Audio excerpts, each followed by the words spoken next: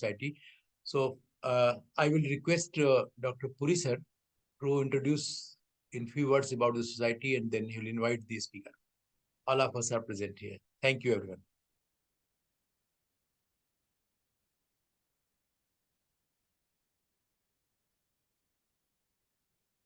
Unmute करिए sir, unmute. Sir, unmute करिए, unmute.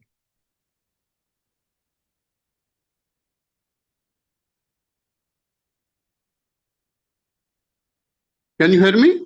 Yes, sir. Yes. Shall we start? Shall we start? Yes, sir. Please. Good evening. Welcome you all on the great occasion. We're starting our first webinar on nerve muscle disorders.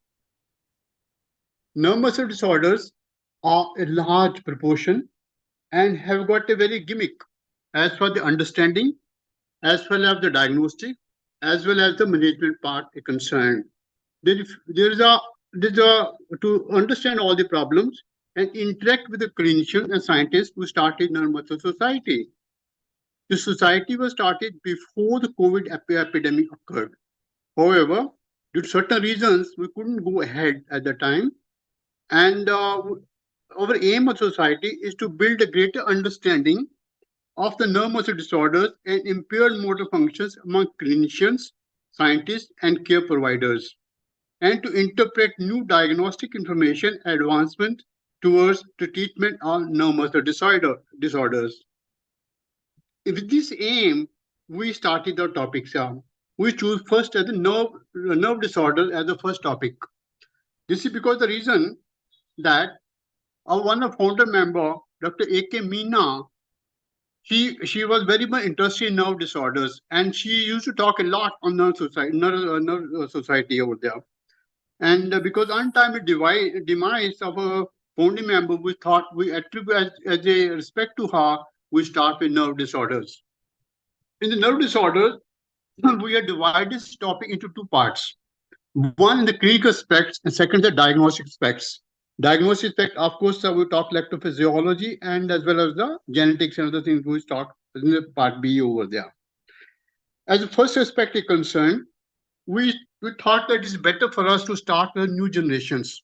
And with Dr. Deepak Menon, who is the Associate Professor of Neurology at NIMHAS, Bangalore, is our first speaker. And in fact, he is our first opening batsman as Nervemusclesociety concerned.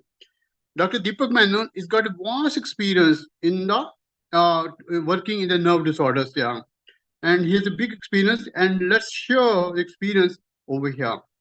And this topic, I must remind, this will be a 40-minute talk will be there and 20 minutes talk for discussions. This is a case-based approach to neuropathy. Dr. Deepak Menon. Dr. Deepak Menon. Thank you so much, sir, for the introduction. It's a real pleasure and privilege to be part of this program. And as you nicely said, it's my honor to be the opening batsman for the program. I'll just share my slides now. I hope it's visible. No, visible. Yeah. So thanks once again and welcome to the session. So in this session, it's my present job to give you a clinical approach to a case of neuropathy. So let's start. So when a patient comes to us in the OPD with a possibility of peripheral neuropathy, just like in any other system of neurology, there are a few questions that we would like to answer to come to a diagnosis. So the first question, most importantly from the localization point of view, that would cross my mind is what are the structures involved? So I would like to know whether the neuropathy is predominantly a large fiber involvement or that of a small fiber involvement. To what extent is the autonomic system involved, or is it just a ganglion? The second question would be, what is the distribution? So which all structures are involved and to what extent is the involvement of the neuropathy? So is it just a focal neuropathy where you have just a single nerve that is involved, for instance, like a carpal tunnel syndrome or an ulnar neuropathy? Or do you have multiple nerves that are involved? If so, is the involvement symmetric or is it grossly asymmetric? Are we talking about a predominant distal process, or are we talking about a proximal process or a distal and proximal involvement? Is the involvement uniform disease, that is something which is involved in the nerves uniformly, or is it non-uniform? Next, I would like to know how did the disease affect? How was the patient? How did the nerve get involved? What is the pathology that is causing the nerve lesion? And what is the timeline like? So when is the disease? When did the disease start? And how long has the disease process been going on? So this will give me answers to the question of whether the nerve is affected by an axonal process, or is it a demyelinating disease? So is it an acute, subacute, or a chronic process? And the most important question, probably for the patient and to a certain extent the clinician, is why this all happened. That will give us a clue of pathology. And most important from the patient's perspective, is it curable or is it treatable? So broadly, we can divide it into acquired or inherited conditions. So as a job, as a clinician, if I can find an answer to the questions that are raised here, that would lead me to a clinical diagnosis, and I can really help the patient. But as you know, it's not as easy as it sounds. So how do I get to this?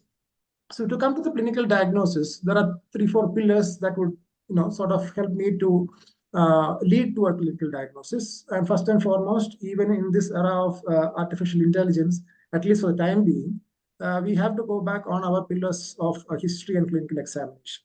And then this will be backed up by the electrophysiology, which I'll briefly touch upon in this session, but then we have greater sessions exclusively for electrophysiology. And then there are other labs. So these are the main 3-4 pillars of a clinician, which will help us to lead to a clinical diagnosis if used judiciously. So coming to history, it's important before that we need to have a quick understanding, or at least a superficial understanding of the anatomy for the beginners, and so that we can have a platform to build into. And as we grow higher and higher, the anatomy needs to be imbibed better to come to a clear localization. It's always from the beginner's perspective, it is always good to have a reference material either in their mind or in front of you for a quick reference. This is a figure that is taken from the Hutchison's Clinical Medicine. So when you see the patient and when you're going about with the clinical examination, there is no harm, at least in the beginning part of your training, to always go back and refer to the anatomy and then refresh yourself. And then along with anatomy, the other branch is the physiology. We, of course, need to know a bit of physiology to be able to unravel the mysteries of peripheral neuropathy. So when we are talking about the motor, sensory, and autonomic arms or components of the nerves, we need to know that there are myelinated as well as unmyelinated nerves. So the nerves that supply the motors, the muscle, needs to be the fastest conducting, and they are supplied by the A alpha fibers, which conduct at the rate of around 70 to 120 meters per second. And they also supplied the muscle spindles because the body needs a quick understanding of the proprioception and the joint, the kinesthetics. So the motor control, both the afferents from the spindle as well as the supply to the motor muscle fibers are through the A alpha fibers. Then comes the in-betweens, the A alpha and the A beta, which carries the touch, proprioception, vibration. And then the less myelinated fibers like A delta and C fibers would carry the temperature, the pain. And then comes the autonomic system. The one component that is not mentioned here is the A gamma, which applies the gamma, the Golgi body and the spindle cells as well. With this background, let's go to the history and try to analyze and how to form a framework which will help us to diagnose. So whenever we have a lesion, the lesion can cause a positive phenomenon as well as a negative phenomenon. Both are detrimental to the patient. So if you're talking about a large fiber involvement, what kind of positive symptoms does the patient come up with? The patient can report his or her symptoms in a myriad different ways. It's always good to take the history in the local vernacular because people from each part of the country tend to express their symptoms differently. So it's always good to ask in their own vernacular to try to decipher what exactly they are meaning. So we talk about pins and needle sensation, we talk about tingling, and we also tell the patient, is it something like we keep our limb in an awkward fashion, and when we move the limb, is it the kind of sensation that we're talking about? So we may have to give a couple of leading questions and try to bring some analogies for the patient to be able to give a good picture of his or her symptoms. Often the patient can report a cotton ball sensation or a cello paper stuck sensation though. So the kind of descriptions that the patient gives for the positive sensory phenomenon in a large fiber neuropathy can be wide and varied. So these are all English terms. So it's our patients may have their own version. So you need to be able to take the history in the patient's own native language to sort of get the real vibe of what the patient is feeling. Simultaneously, along with the positive symptoms, as the time goes by, the patient will start having the negative symptoms. He or she may express the numbness or loss of touch sensation, which is fairly comparatively easy to elicit. And more importantly, when you have a loss of large fibers, there is involvement of proprioception, loss of proprioception, in fact, as I mentioned previously, because A delta fibers are the thickly myelinated fibers, the fastest conducting fibers, which carry sensation from the joints. So when you have a propriocity loss, you have the plethora of symptoms like clumsiness and the wash basin phenomenon and loosening of chapels and the nighttime worsening of symptoms. So basically, the patient is losing his or her sensory input from the extremities. So they don't know in what position their joints and limbs are. So they have to depend on alternate sensory modalities like vision to sort of correct themselves. So when you take away that alternate sensory modality as well, you have significant loss of balance, and that is what we call the wash basin phenomenon. So coming to small fiber neuropathies, similarly, the patients can have positive as well as negative symptoms. Patient here, in the case of small fiber neuropathy, often use terms like burning or chili powder applied sensation. They can have excruciatingly severe painful symptoms to non-nauseous stimuli, that is what we call allodynia, or patients can have unusually severe response to a mildly painful stimulus, that is what we call hyperalgesia, or even subthreshold sustained stimulus can have a sudden explosive intensity of pain, which is what the hyperpathia. So all these patients can explain, give time to time if you have enough patients and time to spend. And the negative history, obviously, when you have a loss of pain and temperature, you tend to get yourself hurt.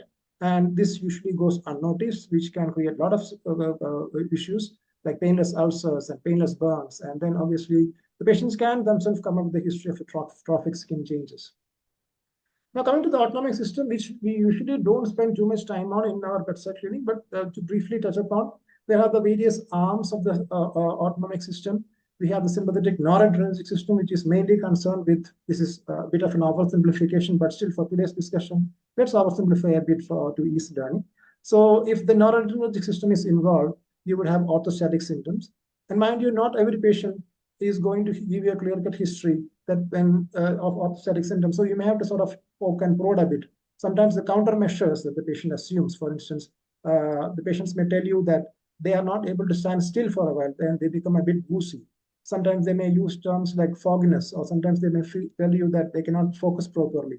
Or they may say that they have to go up on their toes frequently to be, sort of like pump the calf muscle and put the blood and push the blood back to circulation. So the symptoms, as well as the triggers and the countermeasures that the patient adopts, will give us valuable clues into what arm of this autonomic system is involved. And then patients having adrenergic nervous system involvement can have cardiac symptoms, and then you can have fatigue, GI symptoms. And then if the cholinergic system is involved, of course, sweating will be affected. It's not just that the patient will have reduced sweating. They can have compensatory increased sweating in other areas as well. So both decrease as well as increased sweating, and the situations in which they have the sweating abnormality should also be brought upon. And then you have the parasympathetic system, the cranial outflow resulting in dryness of eyes and dryness of mouth. And when the accommodation is lost, patient can complain of difficulty in reading small letters. And then you have the bladder symptoms, which itself is a whole different session. So we have seen the large fiber, small fiber, and the autonomic system involvement. And now we go to the motor symptomatology. Again, here also we can broadly divide to negative and positive symptoms. But mainly the patient will be stressing on the negative symptoms like weakness. And it's our job to try sort of tease out the distribution of weakness. So rather than bluntly asking the patient about weakness, we can try to approach the kind of functional disability that he or she is having. For instance, they may mention that they have difficulty in using the nail clippers, which help us to know what kind of muscles are involved. Or they may tell you that they have difficulty in using the plunger of a lighter, or they may have trouble in difficulty in unscrewing bottles, or they have difficulty in pinching food. So all this will give us clues to what kind of muscles are involved, rather than bluntly asking them, are you having weakness or not? We can sort of put it in a different way, like what kind of day-to-day activities do you find trouble in doing? And how did you notice it? That's another important question, because they may be having the signs for a quite long time, or the symptoms, and then it may be brought to their attention by the family members or a completely new stranger, or on the night of their marriage, and then they realize that okay, this is something new. So it's also important. It may not be in fact new. It may have been there for the past decades or many years. It's just that we also need to know how did the patient come to notice his or her symptoms. The deformities are the question that we have to ask in the history itself. Positive symptoms also have its significance: the fasciculations, the cramps, the myoclonias, and rarely hypertrophy. It may sound a bit odd to mention hypertrophy in LMN involvement, but from time to time as well, especially mostly in spondylothoracic radiculopathies, we do find hypertrophy as a sign of pathology as well. So once we know what the structures are involved, we need to know the tempo of illness and the course. Mostly, it's a marker of what time point of the patient's disease did he or she come to you. So for instance, if you're talking about a rapidly, for instance, a GPS, if you see the patient on the early part of his disease course, we are talking about a disease that is gradually, fairly rapidly progressing with a crescendo course. But if you meet the patient maybe a couple of months into his illness, it may be a disease which is progressive and then static. So the course of illness also to a certain extent depends on at what time point the patient comes to you. But it's our job to sort of tease out the course in a more detailed fashion. So they may sort of misinterpret the course. So we again have to fall back on what kind of functional disability that they had, and when they say they have improved, is it really just subjective feeling of well-being, or is it really an objective improvement? So you have to follow up the question, follow up the response to an improvement by what do you mean by improvement? Or if they feel that there is worsening, what do you feel by weakness? Sort of try to pin them down. It's not easy for patients to answer all the questions that you ask. You have to keep it in mind.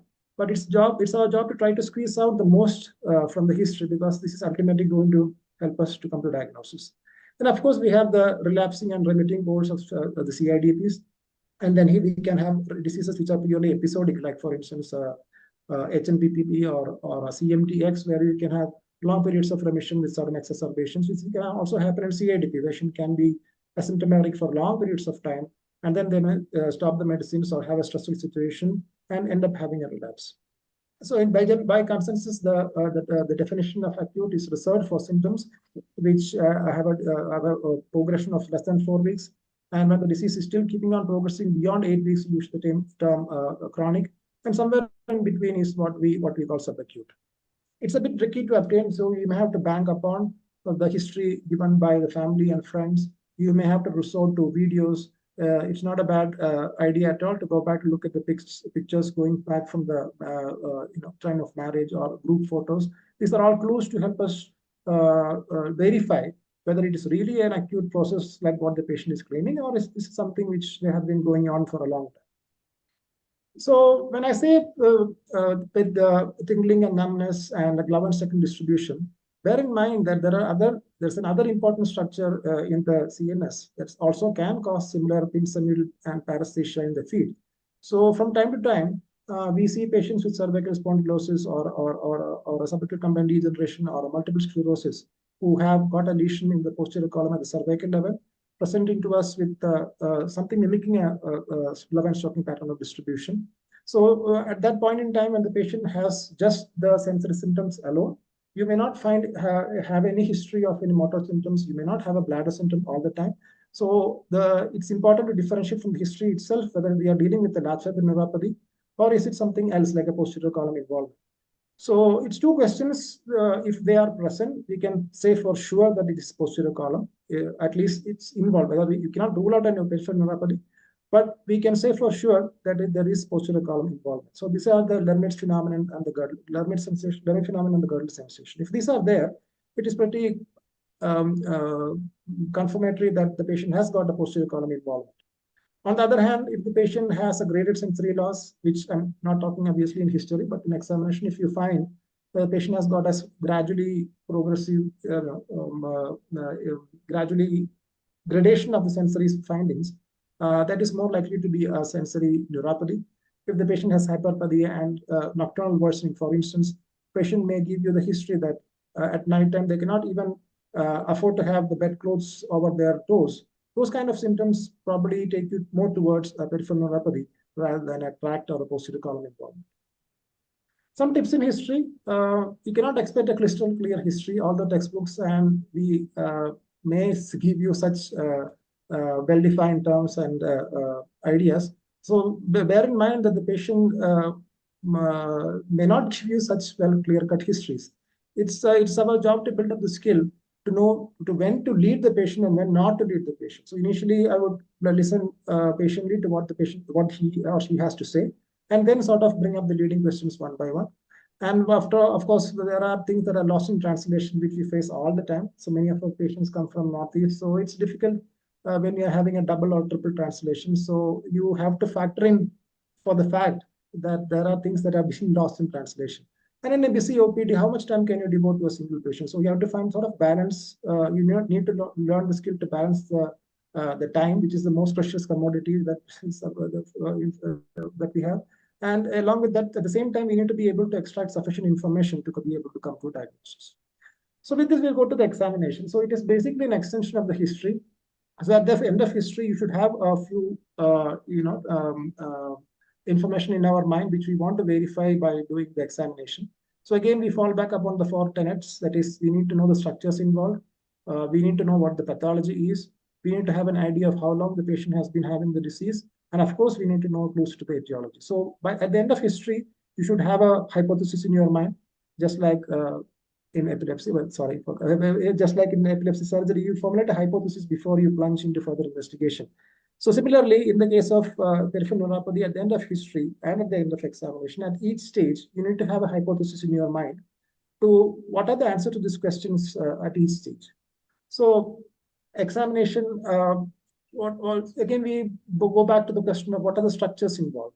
So basic neurological examination, like the wasting and the weakness, the reflexes, the sensory involvement, the distribution of involvement, is it obeying a nerve plexus or root distribution? All of this, if you meticulously examine, you should be able to answer the question of whether it is a sensory neuropathy, is it a motor neuropathy, or is it a mixture of both? Is it focal? Is it multifocal? Is it symmetric? Is it asymmetric? Is it proximal? Is it distal? So all these clues you will get. The answers to these questions will be in front of you if you do a proper clinical examination. Of all the clinical examination factors, sensory is one thing which can sort of trip you up at times because it is something which is purely subjective.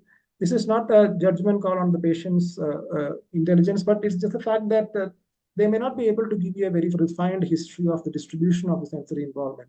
I always make it a point not to diagnose or put the diagnosis purely based on sensory signs or symptoms. So, but a well-done sensory examination has a lot of weightage. It's not to downplay the importance of sensory, but bear in mind that sensory can or may not, or patient can keep on changing the sensory finding. It's not, again, not a judgment or not a blame on them, but that's how things are. So you don't bang your diagnosis purely on sensory signs and sensory symptoms alone. So what is the so-called length-dependent process? So when you have a patient coming to you with neuropathy, and the symptoms are slowly creeping up the toes to the dorsum of the foot, and then to the circumferentially along the sole, then creeping up to the ankle, and then slowly creeping up over days, weeks, and months to the level of knee, and then you have the symptoms. Going up. Then once the symptoms reaches the knee, they have the symptoms starting in the tip of the fingers and slowly ascending up symmetrically. And then this is what we call a length-dependent process. So basically, the disease is slowly involving the longest nerve from distal to proximal. And so obviously the nerves to the legs are the longest. And once they reach the level of the knees, the next longest are the one to the upper limbs.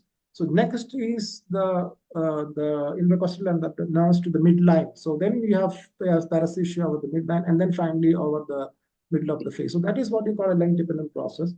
So why do you need to know this? So the typical Glovan-Stocking evolution is usually seen in an axonal disease, which is majority of times may not be fully treatable and reversible. And if you have a patient who has got symptoms simultaneously in the hands and the feet and the hands, maybe you are not dealing with the length-dependent process. So maybe it could be a demyelinating. It's a very crude. It's not nothing. It's not in black and it's not black and white. So it's just a brief, some minor clue that you can sort of bang upon to help you to know what kind of pathology it is. So we need to know the duration of illness. Is it really as short as what they say, or is it much longer? So fixed deformities and callosities and contractures and kyphoscoliosis. The patient may be blissfully unaware of his or her deficits. So, but on examination, if you find these, it's obviously a clue that the patient's symptoms disease have been there for quite a long time. So this the examination also gives you a clue to the duration of the disease. Then what about the pathology? So we need to know what, again, as I mentioned previously, the distinction between an axonal and demyelinating process has got a lot of connotations in terms of diagnosis as well as in treatment. So usually the demyelinating neuropathy, generally speaking, do not obey the length-dependent evolution. There are some exceptions. For instance, DADs and some distal CRDP can have predominantly distal involvement. That is still possible. And then in case of demyelination, since there is no axon dropout, at least initially, the amount of wasting and the deformity will be less prominent as opposed to an axonal process where the anterior cell, the signs of wasting will be much more prominent early in the disease. You tend to have proximal weakness more because the large fibers are the ones which are thickest, largest fibers are the ones which are most involved in demyelination. So you can have a proximal involvement earlier in the disease. While in the case of axonal, it tends to obey the length-dependent process. The DTR can be diffusely lost, where the axonal process, the D-terminal reflex will be lost over the areas where it is involved. And thickened nerves, we can have an axonal process also causing a thickened nerves, but it's more evident in the case of a demyelinating process. So your job doesn't stop at just figuring out the neuropathy. We also want to know what other neuraxis is involved, because if you have a pyramidal involvement with neuropathy, your differentials are going to be different. If you have an extrapyramidal system with a neuropathy, if you have a cognitive involvement with neuropathy, or if you have a seizure, you have a GIT involvements, cardiovascular disease, the bone. So if you have addition of any of the other systems, whether it be neurological or non-neurological, your differential diagnosis and your line of investigation is going to drastically differ. So your job doesn't just stop with finding out and confirming neuropathy. You have to go to the next step and try to find out if other systems are involved as well. Some of the general examination clues, this is just a small, very tiny sample, as you know. It's a huge list of conditions which can express itself and be evident in the general examination. This young girl has got the very curly eyelashes and the hair, which is a giveaway for giant axonal neuropathy. The skin changes of Hansen's disease and the thickened nerves, the angiofibromas, the significant period demand hyperpigmentation. This was a gentleman with Poem syndrome. And this is a case of hereditary sensory axonal neuropathy, hereditary sensory autonomic neuropathy, which resulted in resorption of the nerves due to frequent traumas and injury. So then finally, we come to the clues to the etiology. There are different ways to figure out the clues to etiology. One way is a very comprehensive, elaborate head-to-foot examination to look at each and every single possible etiology for the patient's neuropathy. There is no harm in doing that. That is what we call the completist approach. You're not leaving any stone unturned, and you don't want to miss anything. So you think of every single possibility, and you look for every possible etiology for the patient's symptom. The other is a more pragmatic approach. So that is, you sort the disease or the presentation into patterns, and the pathologist then the etiology is slowly going to reveal itself on its own. What I'm trying to say is that if you, at the end of examination, even if you don't have a clue to the etiology, if you can fall back upon what is the pattern of patient's involvement, then that may itself give you a clue to the etiology. For instance, if you have a patient coming to you with an asymmetric upper limb onset motor neuropathy, the differentials are very few. So we know for sure that the pattern itself is a clue to the etiology. So differential are only hardly 3 or 4 differential. It can either be an MMLCB, of course, the differential being an anterior onset disease. You can have a lead toxicity. It could be porphyry, and rarely an HNPP. You can have a purely motor presentation. So this is from the article by Professor Barrod and Abato, where they have gone to the extent of grouping or classifying, grouping all these presentations into 10 different groups. It's a bit exhaustive, a bit over the top for me. But if you go through the articles, they have tried to create groups, and then they have given a list of different conditions which sort of sorts itself out based on this pattern of involvement. And this is much more simplified and much more palatable to me, at least, the one by Professor Mr. Khalid and Professor Pradeep Nair, where they have grouped into a less exhaustive pattern. So, for instance, if you're talking about a patient who has got a predominant small fiber neuropathy, the etiology could be diabetes or amyloidosis or Sjogren's or HIV. These are usually the top. I think every exam going person should have his or her top 5 list of this differential at their disposal. If you're talking about predominant motor neuropathy, differentials are RMN-CBA or AMAN or CIDP. So these are available in any number of literature. So I'm not going to reiterate or reinvent the wheel here. So this is everything which is easily accessible. But what I'm trying to say is that you need to have a list of in your mind the patterns and what are the common etiologies which will cause these patterns of involvement. So bear in mind that disease is not going to be compartmentalized. You are not going to find a patient who's, most of the time, you are not talking about disease which is strictly fitting itself into a purely axonal motor neuropathy. There may be a bit of an overlap.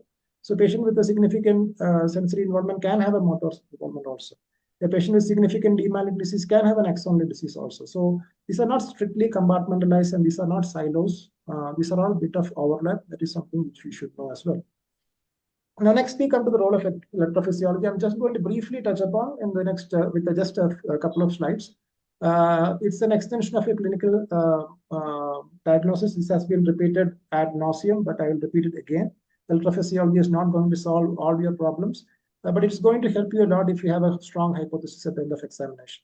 We need to find it. We need to do electrophysiology to confirm where the lesion is, what the lesion is, and it also gives you an idea on the prognosis and severity of the lesion.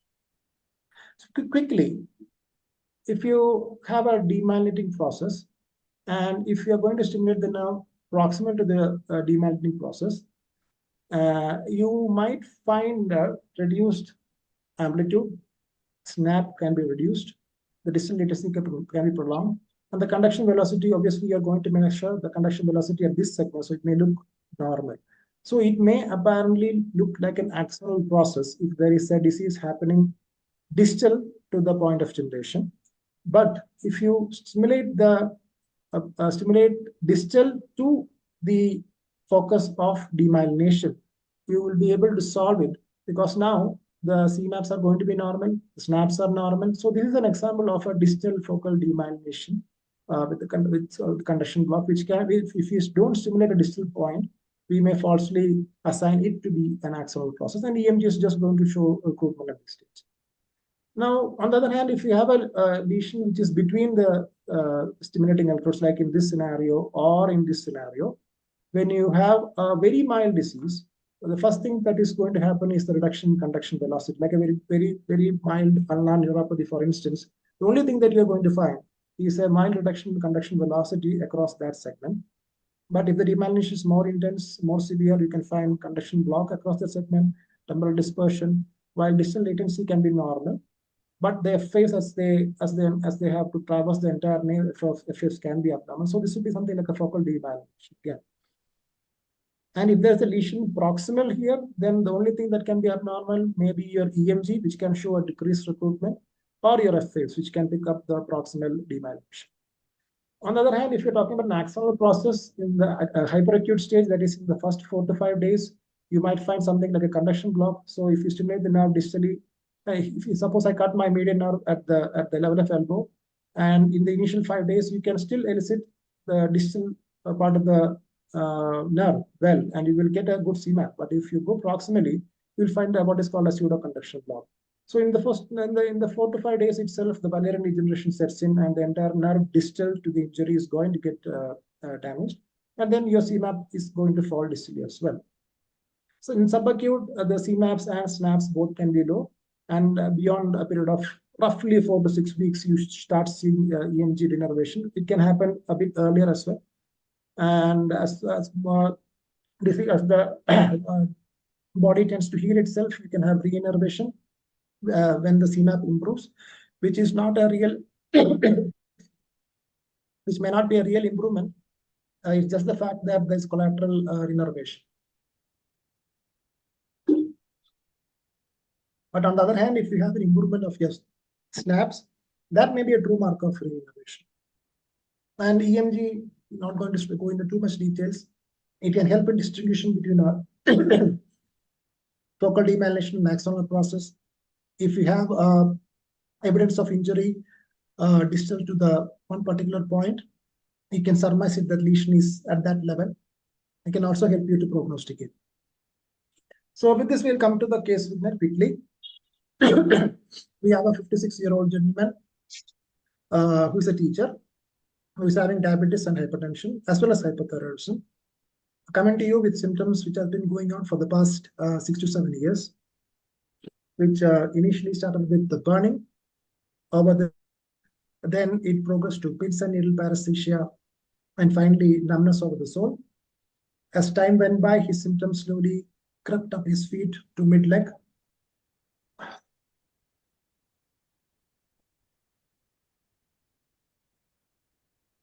Over the years, and there is recent evidence of unsteadiness of gait.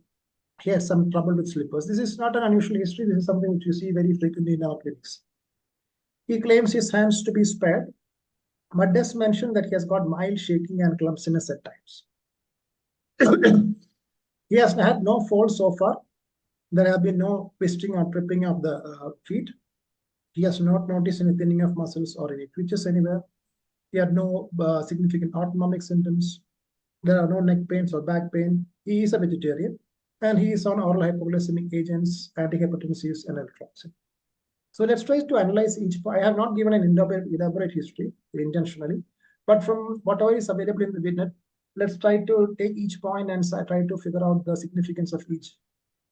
So age is obviously a factor. We need there are certain conditions which present at a younger age and certain conditions which present with the elderly. We need to be aware of that.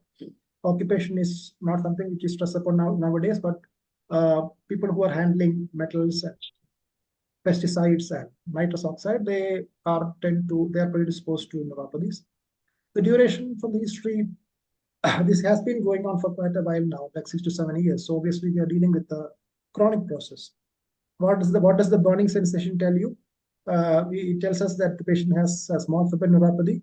It can also be a spinothalamic tract involvement. We don't know. So at this point, it's good to keep your mind open because it could be a tract symptom or a crossing fiber can get involved, which can give you the burning sensation. So it's at least at this point, it's better to keep your mind open to that option as well, that possibility as well. Patient does report a pins-and-needle sensation, so there has to be a last fiber disease, or it could be a posterior column. It could very well be a posterior column involvement. What about the distribution? He claims that the symptoms are there symmetrically on both feet, so it is a symmetric distance and circumferential process. And he does mention unsteadiness, although it is not severe enough to trip him up. He feels unsteadiness. The unsteadiness can be because of motor weakness, or it could be because of loss of proprioception. And the loss of proprioception that is sensory ataxia.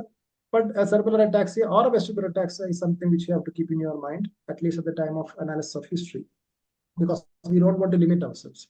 He had no falls so far. The falls, again, could be because of a loss of sensory inputs, or it could be because of a weakness. He had neither so far, thankfully. He does not give any other positive or negative motor symptoms, at least history is bare in that way. No history of any autonomic symptoms, but that does not exclude an autonomic involvement, at least at this point.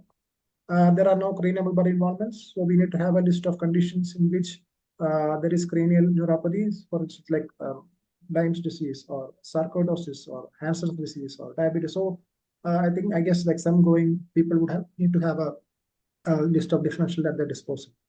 Back pain, we need to have a quick check of the systemic or constitutional symptoms. Back pain, not just for bony lesions. Patient at this age could have lumbar canal stenosis, which may compound the patient's symptoms. So that has to be inquired. His drugs, diet, and toxins, I needn't mention how important those are. So at the end of history, what we have squeezed out so far is that the patient has got a chronic process.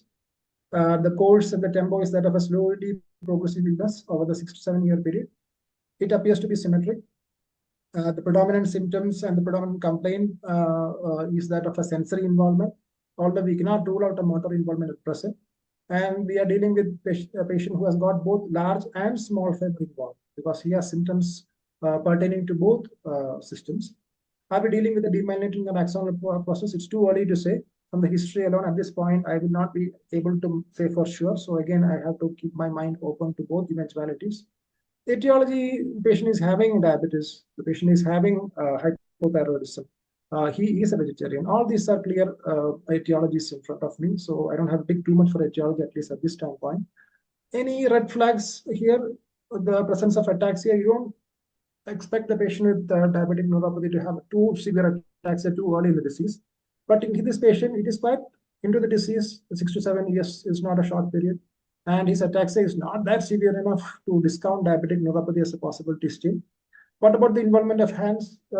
Diabetes do not have a severe degree of involvement of hands, but patients can have some clumsiness, which he's also saying. So at this point, it seems to be fairly pointing towards a metabolic or nutritional etiology, but I still wouldn't want to commit myself at this point at the end of history. So what did the examination tell you? A head-to-foot examination, we did not give anything rewarding. He had some autonomic changes, some mild autonomic changes over the feet. No other bedside tests were positive. The power was normal. Just like in the history, we did not find much motor findings, motor symptoms, and his examination was fairly normal except for minimal toe grip weakness. He had a postural tremor of hands, as I will show you in the video. It's not nothing extraordinary to stand out. He had no upper limb incoordination. There was impairment of vibration and joint position since still angle, which is not surprising. He had decreased pain and temperature till mid-calf, which again was not surprising. His DTRs, all of were absent, which is a bit odd. We don't expect the reflex to be diffusely absent. But a patient who is having a physiologically dull reflex, we don't know how his reflex were previously. So we cannot say for sure that his absent reflexes are due to a pathological process. So again, that alone does not help you much. His Romberg was positive. Again, that is also something which we expected from history itself. So quickly, the pictures, nothing really striking, a bit of autonomic changes in the feet. And quickly run you through the videos if they play, that is. These are his outstretched hands. You can see a fine amount of tremor on both sides, slightly more prominent on the left. And then he had no incoordination.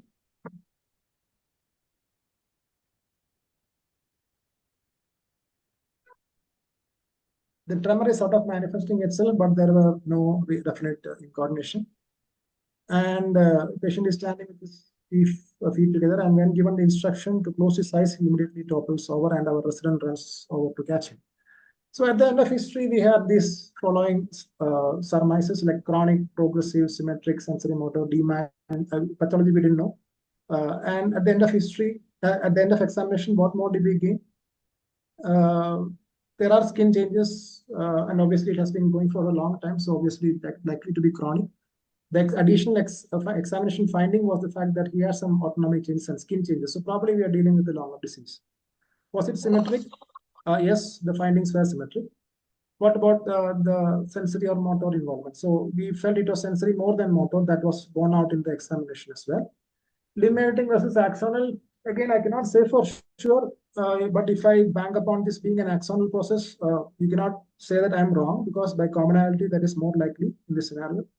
The head-to-foot examination did not give us any additional clues regarding the etiology. We still would feel it is metabolic or nutritional. He had some postural tremor. He had some Romberg's phenomenon, but again, nothing severely extraordinary to make you think out of the box. So what are the differential? Now we go back to the patterns. So we are talking about a chronic, slowly progressive, predominantly sensory, large and small fiber, length-dependent peripheral neuropathy in a 55-year-old man with diabetes, hypothyroidism, and vegetarian. This is the list of chronic axonal neuropathy. So if you scroll through the list, we will find our differential of diabetes and hypothyroidism and this nutrition deficiency. So, but we are at this point, we are not sure about the pathology. Is it axonal? Is it demyelinating? We are not sure till now. So that is where the electrophysiology is going to come. I'm sure that we are going to have a detailed session in the future, but quickly, the amplitude, if you run your eyes through the column of the amplitudes, these are the upper limb contraction. Amplitudes are fairly okay. These are not really low. The velocities are low.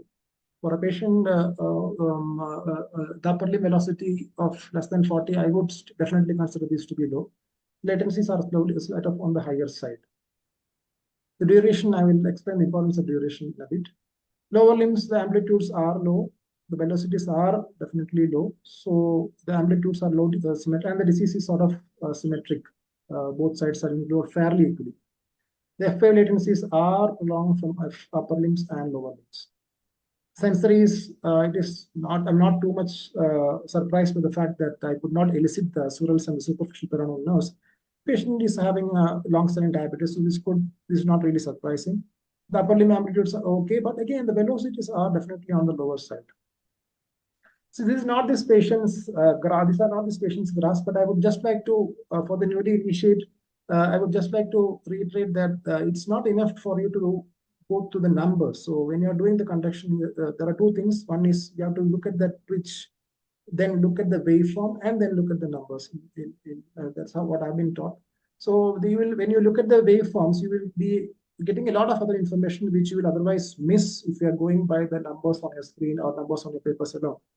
So these are examples of conduction blocks and temporal dispersions, which I'm not elaborating now. So these are all waveforms which clearly show there is a demyelinating process happening here. This is not, again, this patient, these are just representative cases. And this is the F phase. If you just go by the F phase latency, you are bound to miss all these beautiful findings. This is what we call an axon reflex. And then there is something called a F dispersion. You can see that one F wave starts right here, the other is way over here. So this is what we call a chrono dispersion. These are all findings which should point towards a demyelinating process. So NCS revealed to us that we are talking about a sensory motor demyelinating and axonal polyneuropathy. So are we happy with the diagnosis of a diabetes or a nutritional etiology? Are there any other differentials for a chronic, slowly progressive, demyelinating distal sensory neuropathy with ataxia and tremor in the mid-50s? Then we send the serum immunoelectrophoresis. He had elevated IgM lambda. The whole body state was negative. His fat pad biopsy was negative for amyloidosis, and his antibody was positive. So the final diagnosis is that of a chronic, slowly progressive, length-dependent, predominantly demyelinating sensory motor polyneuropathy with upper limb mild postural tremor, mild, but it is significant in this case, sensory ataxia in a 50-year-old man with diabetes, but with paraproteinemia and anti-MAC positivity. So this was a case of DADSM with diabetic polyneuropathy.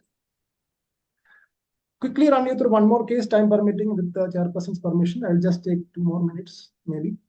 37-year-old lady with 2-year history of walking difficulty.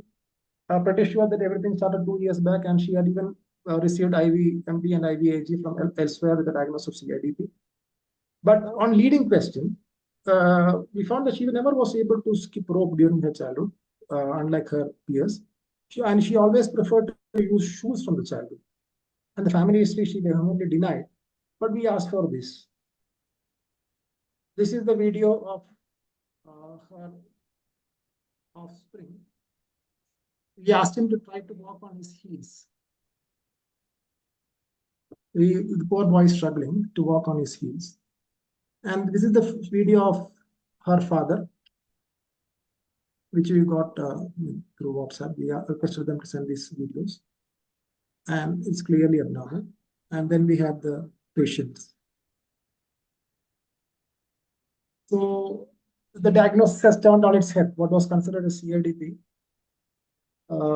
Clearly, there is a clear family history happening here. And the conduction showed a reduced CMAP with near normal snaps with normal velocity. And the EMG showed a very interesting finding called the MERDS.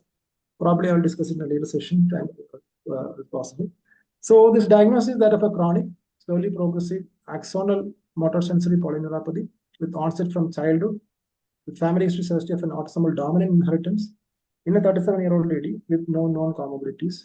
That will give us only one differential. It's hardly any other differential here. It's an autosomal dominant CMT2. And the patient had a MFN2 pathogenic variant. So I'll stop here. I'll wrap up my presentation with these take-home messages. Even in the era of artificial intelligence and all our paraphernalia, clinical history and physical examination continues to be extremely important, at least in my opinion. At each stage, it's always good to formulate a hypothesis and then try to prove or disprove yourself at each stage, at the end of history, at the end of examination, and at the end of your conduction. The electrophysiology has to be appropriately used, and always request the residents or junior colleagues to look at the waveforms rather than go merely by the numbers. There's a role of MRI which I didn't touch upon because it's purely a clinical discussion, but the role of MRI is slowly emerging more and more. We tend to use it very frequently in our center. And always have the follow-up of the patient. When I was younger, I always was more interested in seeing the new patients, and I was not really keen on following up those patients. But as I learn more and more, I know that the patients who are coming for a follow-up will give you even more information. The diagnosis may totally change with time, and you also get to have a clue on the natural history of the disease. And then you know the limitations. You have to know the limitation that even the best of centers across the world, a good minority of, or I would say a good minority of patients with peripheral neuropathy tend to become undiagnosed. So that is a limitation that we have to openly divulge before the patient. So with these tips, I will stop here. I acknowledge my team and my mentor, Professor Nalini, and with this I'll stop now. Thank you, Dr. Menon, for such a wonderful lecture. May I ask any question from the participants? Any question from the participants? We can discuss amongst us because we cannot have right now from questions from the participant. Dr. Nair is here. Yes. It is Professor a very Nair. good elucidation of how to approach a patient, and with the one atypical case and another person with the double pathology, person with the diabetic neuropathy plus the additional neuropathy, which is the most commonly seen, because quite often we see that we have to look for more beyond the obvious, otherwise we'll miss the diagnosis and will not be able to help the patient. That's what has been highlighted in the first patient who was described or presented. And the overall, it has been an excellent elucidation of how to approach a patient, because each person's approach may be slightly different, but this is one of the best approach that I have seen and heard. As for the diabetes and B12 deficiency, it's quite commonly encountered. Maybe nutritional and plus the medication which are used, they also cause B12 deficiency. Yes. This is very frequently encountered in clinical practice. Sometimes SSD plus, I say, of course, a lot of complication. SSCD and diabetes may also combine together. And they also poses a big problem as for the evaluation concerned. In addition to that, CIDP combination of diabetes is a problem. Sometimes congenital neuropathy may have associated diabetes mellitus. CMTXA may have diabetes mellitus also, and then pose a big problem to as far as diagnosis is concerned. And they impose a very big challenge as far as diagnosis is concerned. And of course, genetic part also plays a big role. And sometimes diabetes, we think of diabetes mellitus as a neuropathy. It may not be. Every patient with diabetes mellitus should not be blankly looked up as diabetes response for neuropathy. It needs to be further evaluated for the possibilities also in addition. Dr. Nair, any comment on you? Dr. Nair, any comment on this? I think you're right, sir.